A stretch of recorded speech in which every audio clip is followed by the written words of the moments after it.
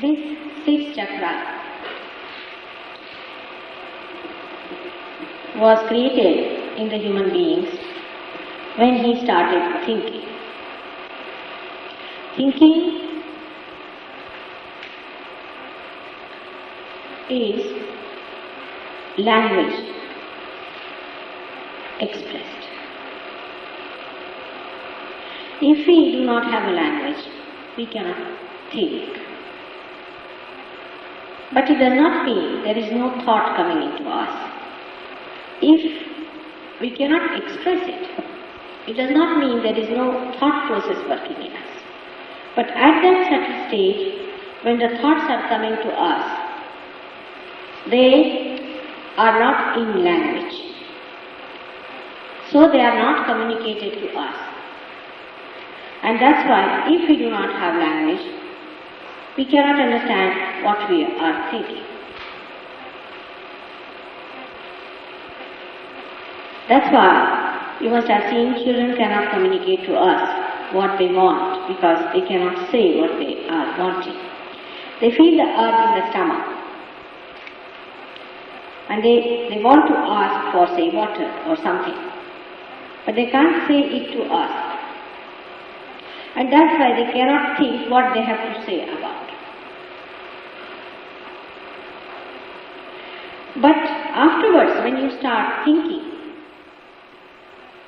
and putting it into language, that language is stored in our brain as shown in the picture on the left hand side and also on the right hand side of that yellow and black. Then it comes back to us later on as thought waves, as if somebody is talking to us. But before the language starts,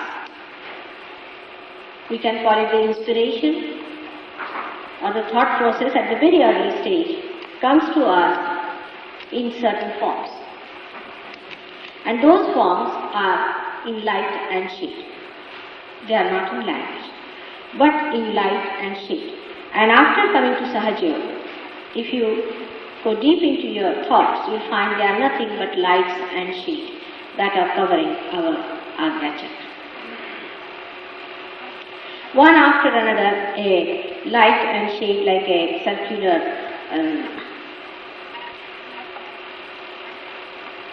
lighthouse, they give a kind of a pattern in our head.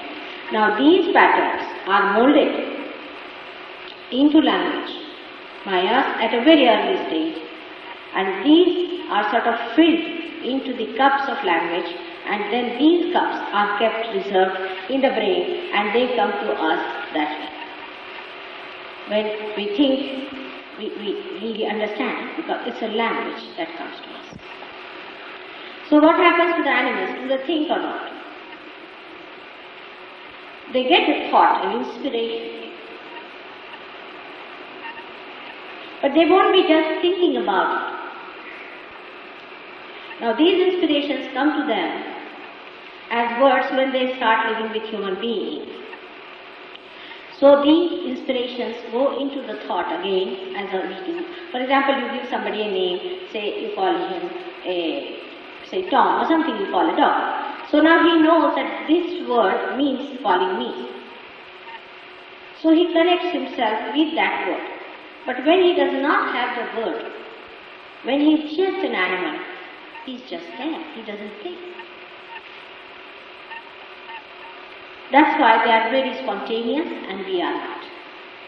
Animals are extremely spontaneous, but because they do not think the way we think.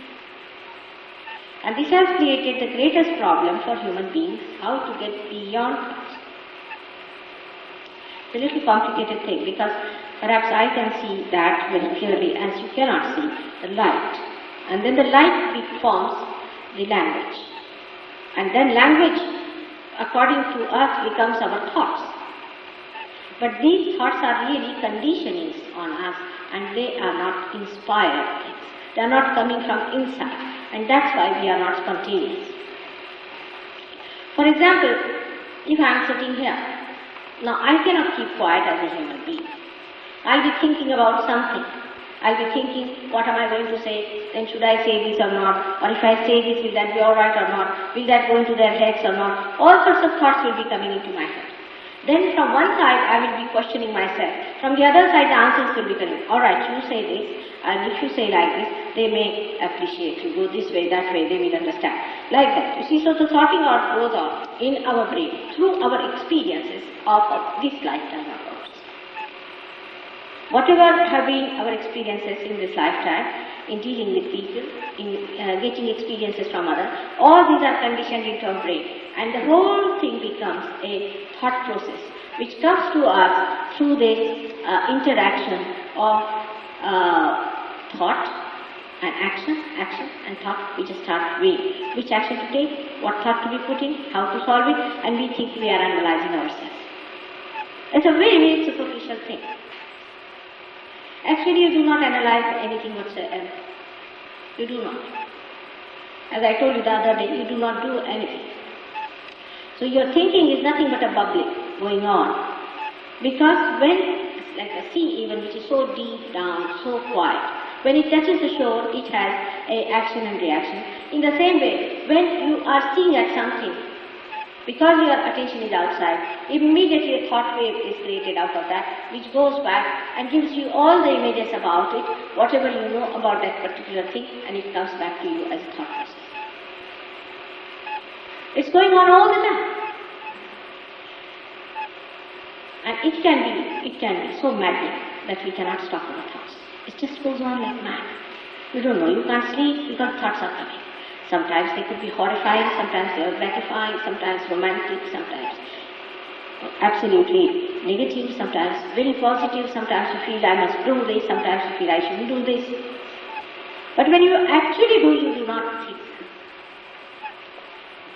It's surprising, we never notice that when we are doing that particular thing, supposing I say I am going to speak these things. Now when I have thought about it, that I thought say about 10 minutes before, when I am speaking it, I am not thinking that what I was going to speak. Because that time I think and built in that process of thinking into my brain and put it somewhere stored, and then now when I have started this flow, that is coming directly. So human beings have developed, I should say, a process which can be a very sickening thing. Very, very sickening. And this comes out of both of these. Is one, the left side that we call the ego, which has gone this side, and the right side we call the superego. All the conditioning on the right hand side of the superego gives us the fears, the dangers, the possibilities, whatever we have experienced before. As they say, those who have been burnt by milk also take a cold drink after blowing it a little. Because you have been burnt, you know something liquid has burnt you, so you think this may also burn your tongue. So you may try to do that. It is so spontaneous that time that you feel that, oh, it's very spontaneous, but it is not. It has been stored before in your experiences and something there that you are afraid of, and that's why you do it. If you want to realize that this thought process is absolutely not necessary for us to exist. There is no need to have any thought about the future or about the past if you want to exist as human beings. Animals do not bother. For example, animals know that they are going in the jungle. Now suddenly they find some other animal coming from there, and they know that you have to attack. Now what sense of thinking about the animal that is going to come? Supposing it does not come, then it's such a waste. But they have a hole here, and they have no problem as we have, because they have a hole, the whole thing goes out. It doesn't stick for more than a minute there. But you can condition them also by experiences they are conditioned. By experiences that they have had so far about other animals and things, they are conditioned, and they act accordingly. So there's a tremendous difference between us and them, is that we think about everything. I mean, we think it's a very great thing to sit down and think about it. And we think it's very wise to sit down and think about it. Any problem comes in, you better sit down and think about it. But now what do when a problem arrives? We think about it in relation to whatever we have been doing before and whatever our experience have been. In the same way, they want to think about Sahaja Yoga. Now you cannot think about Sahaja Yoga. First of all, you become thoughtlessly aware in Sahaja Yoga to begin with. You cannot think. But it is a happening about which you cannot think. It's a living happening. Thinking is a dead movement. It's not a living movement. Whatever is dead in us comes back to us as thought. Inspiration is living, not the thinking. Inspiration is very different from the thought. For example, books are in the library. Everything that we have thought of or have got it or experienced is in the books. Whatever is new coming to us is the inspiration. Now just find out how many new things you are thinking. Perhaps not even a sentence. Mostly we say that this gentleman said so, that gentleman said so, that gentleman said so, or I said so, said. If you can think about that is coming just now into you, you don't have to think for it, it just comes. It is inside you, it just emerges and expresses itself. So that is the spontaneous living thing. That is what we call as inspiration, is a sudden glimpse of the knowledge that we get. But whatever we have thinking about is all the play of the dead.